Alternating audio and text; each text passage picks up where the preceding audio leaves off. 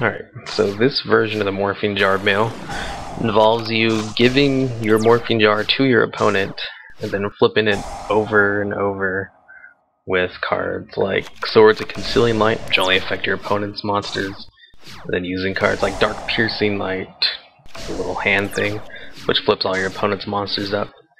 The reason this deck runs good is because there are a lot more cards that flip your opponent's monsters face up and down than there are that flip your own.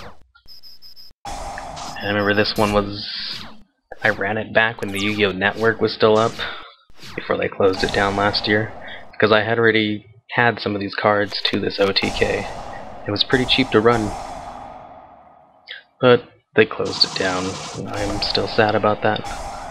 But DevPro is kind of like the Yu-Gi-Oh network. It works the same way. And it's free. But I really like the collecting cards part of the game. Oh well, I spent too much money on that anyway. Anyways, in this one, it's a really long duel. I pretty much just stall him out. Then win with the OTK. I forget how I stall him out though.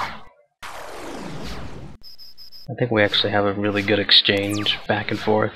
He makes a huge mistake with Heavy Storm. Then I get the combo off.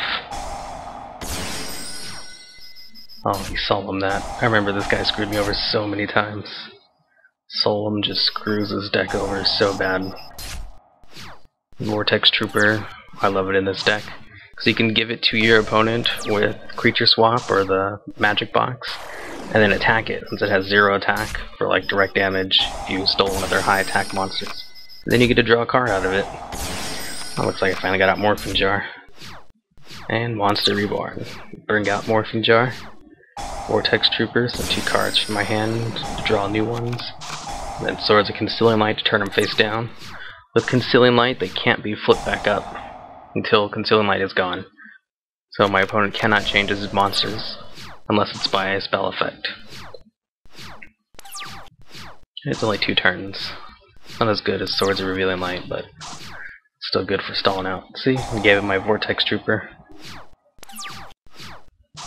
He flips it up. And he destroys his own card with Heavy Storm. The guy sent me a message, just like, oh crap, I didn't mean to do that. And looks like this. Oh, I start off the chain by attacking with my own Vortex Trooper because he has 0 attack and doesn't destroy it. Pot of Duality. Evacuation to get out that. Dark Piercing Light to flip it up. And it starts the chain. Now that card right there, Book of Eclipse, if your opponent's monsters are turned face down, at the end of their turn the effect will still go off, even if it was flipped up and down a couple times. As long as they're face down, they'll all be flipped face up. Your opponent will have to draw a card for each one flipped up by its effect. And when Morphing Jar is flipped by that effect, you know, it still gets the discard all cards, and then draw 5. So if your opponent only has like 6 cards left in their deck, and you've used Book of Eclipse once during your OTK, you can just end your turn because the book will flip it up. They'll have to draw a card for flipping Morphing Jar, and then they'll have to draw 5 for Morphing Jar's effect. Then this one I get the combo off pretty fast. Vortex Troopers, send 2 back, card destruction. You could probably put in a quick draw too. Or Magical Mallet, just get rid of Vortex Trooper altogether. I just like using Troopers.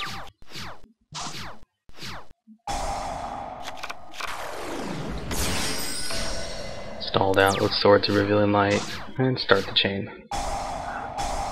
And then he destroys his own Stratos. The chain is real easy to get going. All you do is fill your deck with cards that allow you to flip them up and down, and then put in the Magical Stone Evacuation so you can recycle cards in your graveyard, because you're going to have tons of fodder in your hand to use it. And I end my turn, because I know it's going to flip with Eclipse.